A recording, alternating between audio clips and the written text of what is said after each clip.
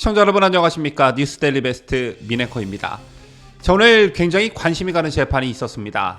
대장동 사건의 핵심 인물인 김만배 씨로부터 아들 퇴직금 명목으로 50억 원의 뇌물을 받은 혐의로 기소된 곽상도 의원에 대한 1심 재판 결과가 나왔는데요.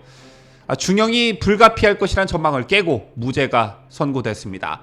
이것에 대한 파장이 만만치 않을 듯한데, 특히나 오늘 곽 전 의원에 대한 선고는 대장동 사건과 관련한 사법부의 첫 판단이었습니다.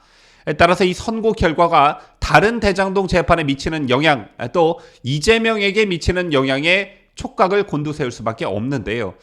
곽 전 의원의 아들은 화천대유에서 6년간 230만 원에서 380만 원의 월급을 받고 일하다가 50억 원의 퇴직금을 성과급으로 받았습니다. 누가 봐도 정상은 아니었죠.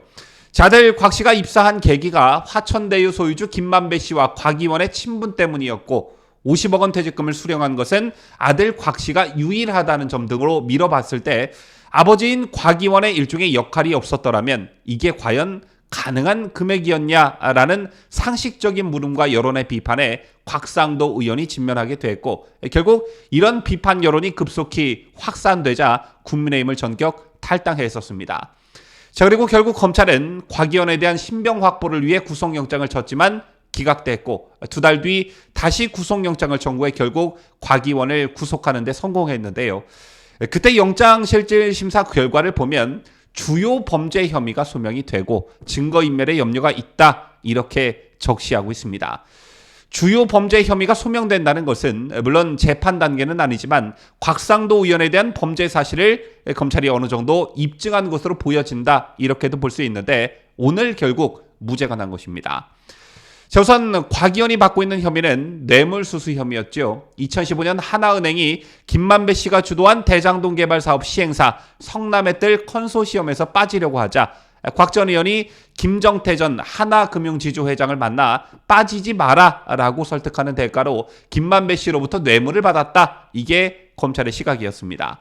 자, 그리고 이를 입증할 증거 자료로 이른바 정영학 녹취록이 주목을 받았었는데요. 정영학 회계사가 검찰에 제출한 이른바 정영학 녹취록에는 김만배 씨가 2020년 4월 정영학 씨에게 병채 아버지, 즉 곽상도 의원은 돈 달라고 그래, 병채 통해서 라는 대목이 나옵니다. 또 이 녹취록엔 2020년 10월 김만배 씨와 유동규 전 성남도시개발공사 기획본부장이 곽상도는 고문료로 안 되지 아들한테 배당하는 식으로 주면 되잖아요 라고 대화를 나눈 부분 등도 있습니다. 그런데 결과적으로 이 녹취록처럼 상식적으로 납득할 수 없는 금액을 곽 의원의 아들이 받았죠. 원인과 결과의 관계, 즉 인과관계가 정확히 맞아떨어졌다는 건데 재판부는 이를 무죄로 판단했습니다. 자, 오늘 재판부는 곽 전 의원 아들이 받은 돈은 뇌물로 볼 수 없다며 성과급 액수 결정 절차 등에 비춰봤을 때 사회통념상 50억 원은 이례적으로 과다하다고 판단된다면서도 50억 원은 알선 대가로 보기 어렵다고 했습니다. 그 이유로 김만배 씨가 곽 전 의원에게 도움을 요청했다거나 곽 전 의원이 김 씨 요청에 따라 하나금융 임직원들에게 영향력 행사를 했다고 보기 어렵다는 그런 이유를 들었는데요. 이에 따라 곽 전 의원에게 뇌물을 준 혐의로 기소된 김만배 씨도 이 혐의에 대해 무죄를 선고받았습니다. 자, 그렇다면 이 곽상도 의원에 대한 오늘 판결이 향후 대장동 관련 수사나 재판에 어떤 영향을 미치게 될지, 이게 굉장히 중요할 텐데요. 자, 일단 이른바 50억 클럽에 대한 수사가 미궁으로 빠지게 될 가능성이, 확률이 높아졌습니다. 대장동 개발로 1조 원 이상의 수익을 가져간 화천대유의 비호 세력이 곽상도 전 의원 한 명뿐일 리가 없고, 여기엔 권순일 전 대법관과 박영수 전 특검이 거론되고 있는 상황이죠. 권 전 대법관은 이재명 더불어민주당 대선 후보의 공직선거법 위반 사건에 대한 대법원 판결을 전후해 김만배 씨를 집무실에서 8번 만났고 화천대유 고문을 맡기도 했습니다. 그리고 박영수 전 특검은 사업 초기 화천대유에 5억 원을 송금했고 화천대유 직원으로 근무한 딸이 회사 몫의 아파트를 분양받기도 했죠. 또 박 전 특검의 인척이 운영하는 분양 대행사가 대장동 일당에게 거액의 로비 자금을 제공한 사실도 밝혀졌습니다. 이렇게 보면 누가 봐도 김만배의 법조계 핵심 인맥들이라고 할 수 있는데, 그동안 이른바 이 50억 클럽에 대한 수사는 지지부진했습니다. 지지부진했다기보다 아예 손을 놓고 있었다라는 표현이 더 정확할 듯한데, 그러다 가까스로 곽상도 의원에 대한 수사가 시작이 됐고 구속, 기소, 그리고 오늘 재판까지 이르게 됐지만 재판부의 판단은 무죄였습니다. 자, 이게 의미하는 바는 앞으로도 이 대장동 50억 클럽에 대한 수사는 미궁에 빠질 가능성이 높다라는 것을 시사하고요.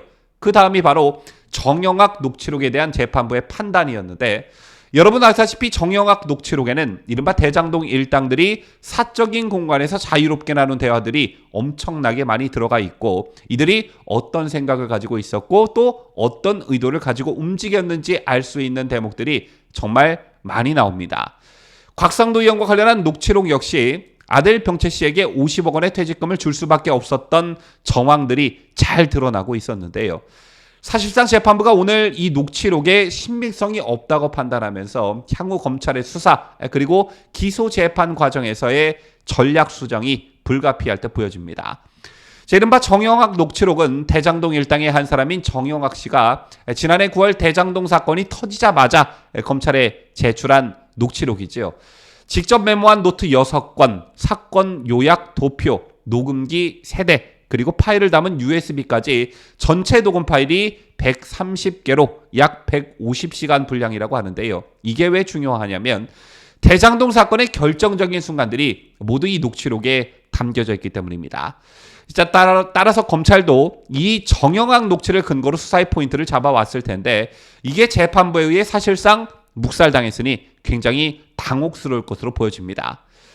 자, 요즘 조국 관련 재판도 그렇고 윤미향 관련 재판, 그리고 울산시장 선거 재판에 이르기까지 정치적 재판이라고 비판받는 사례들이 지속적으로 이어지고 있습니다.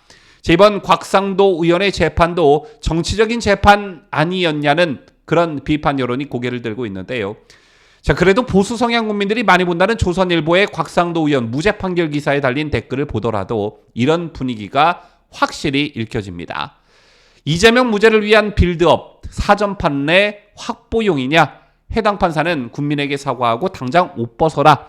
도무지 납득 안 가는 판결이다. 재판부에 이런 논리면 이재명의 제3자 뇌물건도 무죄되겠다. 재판부가 이재명 물타기 판결을 한 거 아닌가 싶다.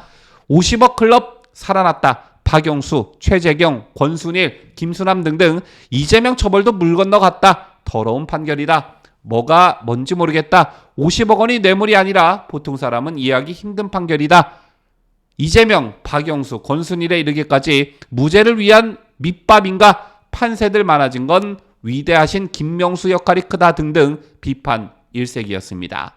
물론 1심 판결이고 검찰이 항소할 것으로 보여지나 오늘 곽 의원에 대한 법원의 무죄 판결이 대장동 관련 재판, 더 나아가 이재명이 기소와 재판에 어떤 영향을 끼치게 될지 유심히 지켜볼 필요성이 있어 보입니다.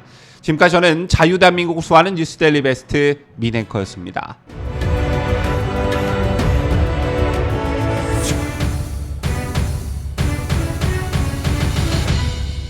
함께해요. 뉴스데일리 베스트.